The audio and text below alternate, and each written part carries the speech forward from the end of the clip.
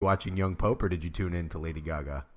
So I did not watch the halftime show live, but I did go back and watch it. That's even more pathetic. That's bad. Well, I wanted to be prepared, and I wanted to have a real opinion on it. I didn't want to, bullshit you and the 4 listeners. Yeah.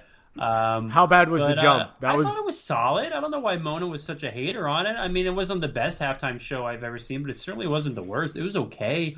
I was really surprised that it was only 13 and a half minutes. It kind of similar to the national anthem. It felt a lot longer.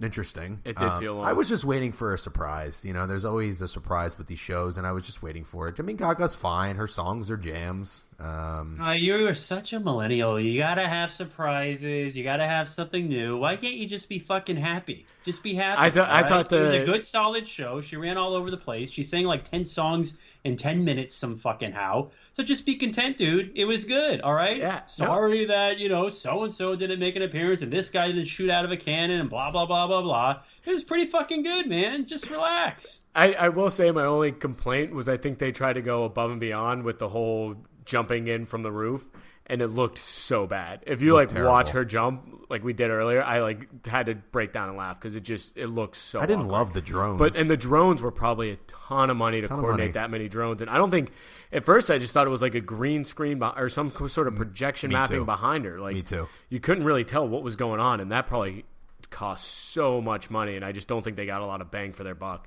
Yep. I mean, they probably for a tenth of that cost could have shot a couple guys out of cannons. I love how Drew's criticizing me because I didn't find the halftime show exciting enough. But, sorry, the Super Bowl wasn't entertaining enough for you. You had to go to your HBO, your premium cable that you are so fortunate enough to be able to afford and watch the Young Pope. And, you DVR'd the halftime show. Okay, yeah, man, I could go all day. Yeah. Well, technically, I didn't DVR it. I just watched it on YouTube. Okay, we're not spending another segment on how you watched the halftime show. But I'm just, all in all, it wasn't that bad. I mean, I didn't think it was that bad. Do you guys know what the final score was of the Puppy Bowl? Because I did, because I do my I research. did see, this is crazy, they brought out a 3-legged dog. Ooh. First ever 3-legged dog in Puppy Bowl. So he's going, if you've been to the Puppy Bowl Hall of Fame, he will certainly be there. All right. The Puppy Bowl Hall of Fame is actually kind of hilarious. Somebody took Team Fluff. You took Team Fluff. I had Fluff. Fluff was getting points, yeah. What happened? Fluff destroyed Team Rough. Really? They won 93-38. It was the highest scoring Puppy Bowl ever. That's all I got for that. So no idea how they scored. All right, all right. What were you gonna say, Brandon? And then I'm gonna talk about something real. Oh, you're gonna ask us Go about ahead. Tom Brady. So why don't you do that first? Because you're just the real man over here. Well, the real man has a real ranking system that I need from you gentlemen. So time to stop bitching and pay attention. All right. Mm-hmm. So All in ears. the past year, since about last Super Bowl, we have had probably the best sports year ever. Mm-hmm. Right? It is unbelievable. So the question is, how would you rank these five championship games that have been, incredible? So I like Villanova, last second win, Cleveland Cavs comeback, the Cubs, the Clemson comeback, and obviously yesterday. So Greg, starting with you, rank those 5. Ooh, I really like this, and I'm still kind of Greg had to write all these down. I did. You threw a lot at me very quickly. sure Well, you I'm sure you trying wanna to rank start? them out in my head, so You I have don't to keep I don't- writing? Don't I'm write, good to just go. go off your I'm good to go. memory, dude. Come Number on, one- this isn't a University of Florida essay. Just give me your thoughts, all right? You're too programmed. Okay. Number one, I think this is pretty easy, and I think you guys would agree, but the Cubs was number one. That was amazing. Don't look for our opinion. I'll give it to Seeing you. the Cubs and the Indians, both programs who hadn't been there before. Programs. Or organizations. Just go to excuse number me. 2. Excuse Gonna me. be here all That fucking was night. the best by far. Okay. Because it was, as like a viewer, you change. You're like, oh man, the Indians do kind of deserve this. And you went back to the Cubs. Mm-hmm. Number 2 was Nova. And that's just because I think college basketball buzzer beater is incredible. 3, I would probably give to Clemson. 4, I'll give to the Cavs, and 5, I'll say the Super Bowl.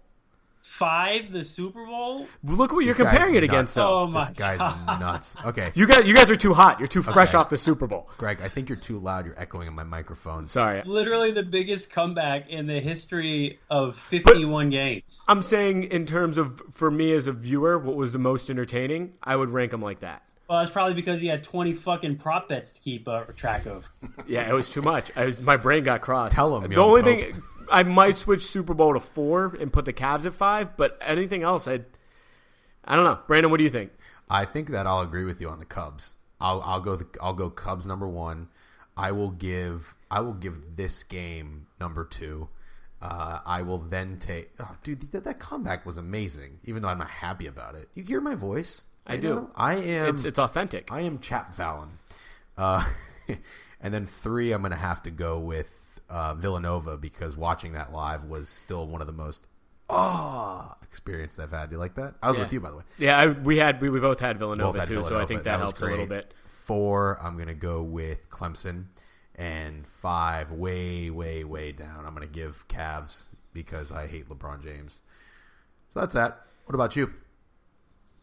I mean, I don't need to go through my entire 5 list, but it would be very similar to yours. Okay. I mean, the one thing that I agree with you with the Cavs one being 5, because, yeah, it was a great comeback in the series, but if you do think back on that series kind of sucked. Like, all the games were not competitive. Yeah. Yes, it was a bad series. I agree. Yeah, I put and that. By the way, 5. we won't get started on this, but you had to have a Twitter parade and a text parade when the Cavs lost to the Kings, but yet you said nothing when the Warriors just lost to the Kings. So, are you talking to me? He's definitely yes, of course. I haven't tweeted since 2013. I didn't hear any of the Warriors players complaining to management to sign more superstars. So because their entire team is all superstars. Oh, okay. I mean, the Cavs have just as many. Apparently, I mean, no, they don't. Okay, they don't have Durant. It's not even close. They don't have just. They don't. Close. Minus Durant, they did get Korver. Minus Durant. Minus like the 3rd or 2nd best player of the entire NBA. You know, minus that. It's the same. They already beat him once this year. It's 1-1. I'm just saying, this guy's the best player in the world. It's the best player in the world. The problem is you get too fired up listening. Maybe to ever. If I have to hear one more fucking who's better, Jordan or LeBron debate, I'm gonna throw up all over the place. Yeah. So I mean, look, I don't want to. I got enough going on with the the Patriots winning. I don't want to talk about LeBron James in this episode. But yeah, I think it's clear cut the Cubs one was the best. I mean, that was an incredible series. Above everything else, that was a great 7-game series. It was a good back and forth, competitive series. Yep. Every game you were on the edge of your seat.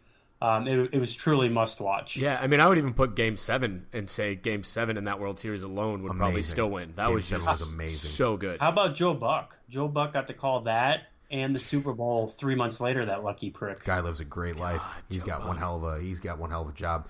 All right, I've got a quick question for you guys. I actually just thought of this. Drew, have you ever taken the Pepsi challenge? No. What does that entail? Oh, come on. It's like a commercial from the mid-'90s. You have a blind taste test, and you try to pick which is Coke and which is Pepsi. Do you think you could do it? Yeah, I do. Okay. And you don't even drink soda. That's impressive. Greg doesn't either. When we did it last night, and Greg actually passed. They taste the exact same. Yeah. I kind of just one tastes a little bit different. No, I think Pepsi's like a lot sweeter. I thought that too. They taste the exact same. They taste, especially when you're blindfolded. It's just a hell of a marketing job out there. Yep. They're the same thing. I'm just curious because we had never. I mean, I don't think I've ever done it, and I failed. And I think I don't drink a lot of soda, but I drink more than you guys do. Pretty tough. All of our listeners should do it. And speaking of the listeners, I just want to give a quick shout out and thank you to everybody who wrote us a review on iTunes. I think we're up to like 14 billion now, so that's great. And also my man Kevin Dahl, who's got a radio show in Orlando. WPRK 91.5 FM. I always want to do that. Eclectic. That's what I got on here. 11 p.m. to 1 a.m.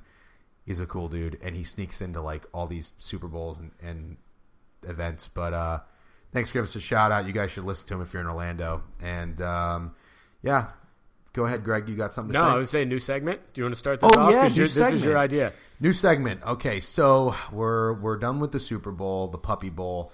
So now let's get into the fun. We're going to introduce something called Twitter bios. So I'm going to give the bio of someone's Twitter to Greg and Drew. And they're all checkmarked. They're all checkmarked? Yes, and I'm sure 90% of the people listening to this don't know what checkmark means, but that means they're verified on Twitter, so it's the real people, not some schmuck. So I'm going to give you the bio. You guys are going to have to guess who it is, all right? And you're going to give us a little more explanation of male, female. We'll see what you get. We'll see what you get. I'll give you the male or female. We'll do a few. We'll keep a running tally. We'll see who wins. So here is the bio, basically description of who of the Twitter owner. I'm going to give it to you right now. You ready? I got it. Yes. Anybody yes, ready? I'm ready. Okay. Drew, are you ready? I'm on the edge of my seat. I'll give you a hint. This guy is, well, it's a guy. It's a male. He is he's not an athlete. This is his Twitter bio. Guy Fieri. Did you just read his name? Are you that stupid, or that's his bio? That's is it his Guy bio. Fieri? That's my guess. That's a. All right, this is. I want to start off with a softball. Guy Fieri has Guy Fieri in the description part of his Twitter. I don't know if he knows how this works, but I just want to start off. Okay, so you guys get how the game works. That's perfect. Here's another one. Artist. Okay, it's a she. She's not an athlete. She is a singer. Artist, activist, conscious. What do you got? Demi Lovato. That's a really good guess. It is not Demi Lovato. They kind of look alike. Greg, you can get this. Selena Gomez. You think? No. I don't think I can get this. You can get this. The first you said Lena Dunham came to mind, but you said singer. Singer. Yep. Okay. Come on. I mean, looks like Demi Lovato. Do you know what Demi Lovato looks like? I don't. You don't? Oh, I probably would know if I saw Drew, it. I'm come gonna on. guess. Let me guess. Okay. Let me guess. I'm gonna go Katy Perry. Good. You got it.